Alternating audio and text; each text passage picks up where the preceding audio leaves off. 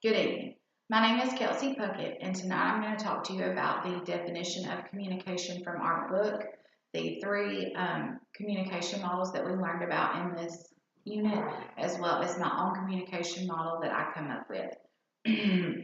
The definition of communication in our book is the process of generating meaning by sending and receiving nonverbal and verbal signs and symbols influenced by multiple contexts. There are three different types of communication models that we learned about in this unit.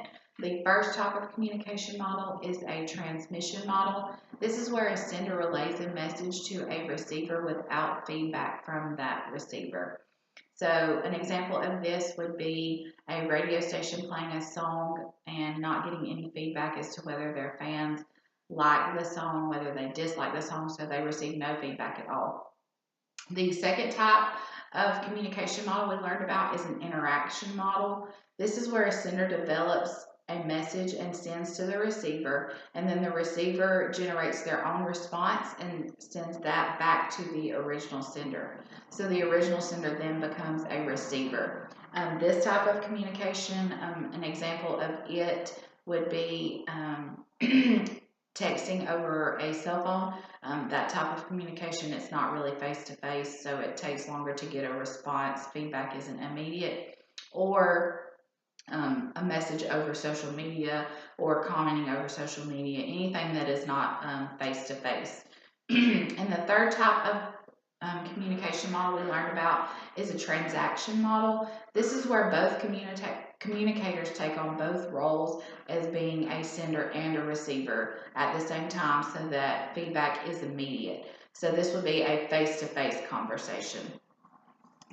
In my model that I generated myself, I chose a softball pitcher and a softball catcher. The softball pitcher is the sender or the encoder who develops her own thought, and then the catcher is the decoder or the receiver, either or, who receives the message from the pitcher. So this type of communication model uses interpersonal communication. This is where the pitcher sends a message to the catcher in the form of the ball, and then the catcher will then throw the ball back to the pitcher, which is the sender being the pitcher. She will form her own message and send to the catcher, and then the catcher will interpret that message, and then she'll generate her own message to send back to the pitcher.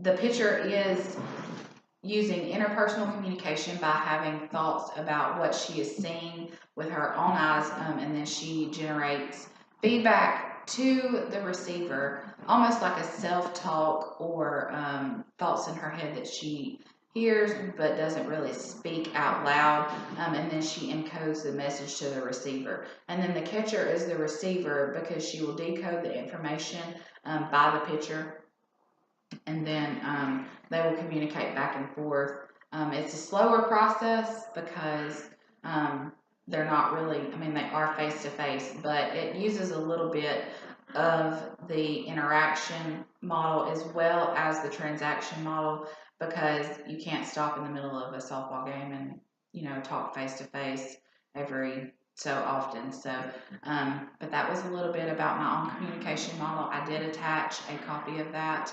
So I couldn't get it printed out tonight. That's why I didn't have it with me, but I did have it on my phone to look at as reference. So thank you.